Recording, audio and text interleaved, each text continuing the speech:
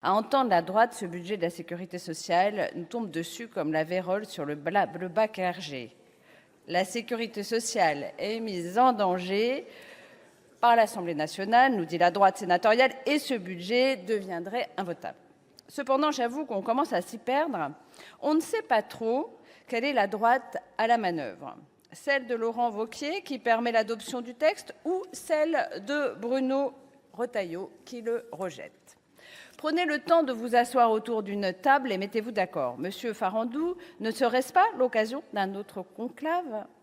Le Concile des députés a su trouver quelques compromis. Et ces compromis sont bien évidemment très éloignés de ceux que vous nous aviez proposés.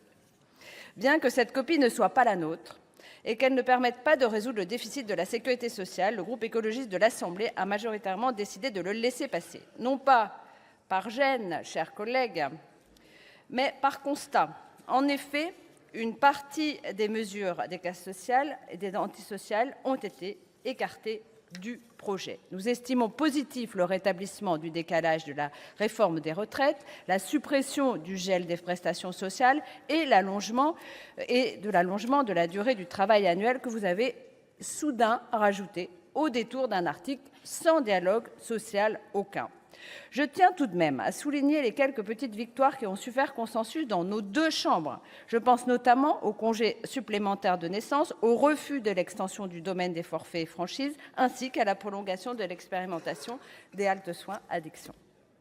Enfin, l'Ondam a été porté à 3%, ce qui signifie un sauvetage in extremis de l'hôpital. Mais la tête hors de l'eau ne signifie pas soutien pérenne. Et l'hôpital lui-même, n'en doutons pas, reste en danger. Bien qu'il convienne de souligner l'effort proposé par le gouvernement, les évolutions démographiques poussent une augmentation constante de nos besoins en santé.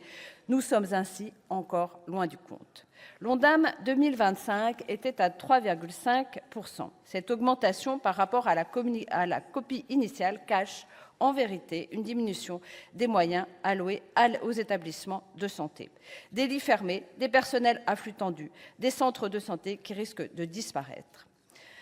À quand une politique de financement basée sur les besoins des assurés et non sur des objectifs de dépenses ? D'autres mesures qui apparaissaient pourtant essentielles, qui ne coûtaient rien, voire qui rapportaient de l'argent, ont été écartées.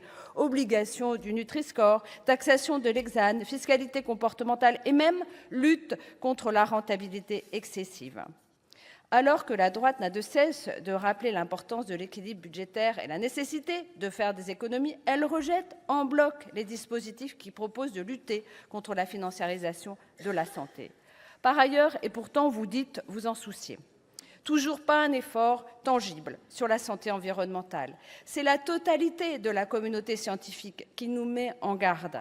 Et ce PLFSS, comme notre Chambre haute dans sa majorité, persiste à l'ignorer. Dommage pour les générations futures, dont vous revendiquez pourtant toujours l'intérêt majeur, mes chers collègues.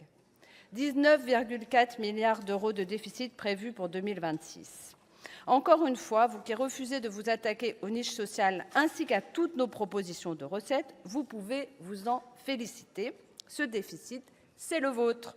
Aucun des 20 milliards de recettes que nous vous proposions n'a su trouver grâce à vos yeux.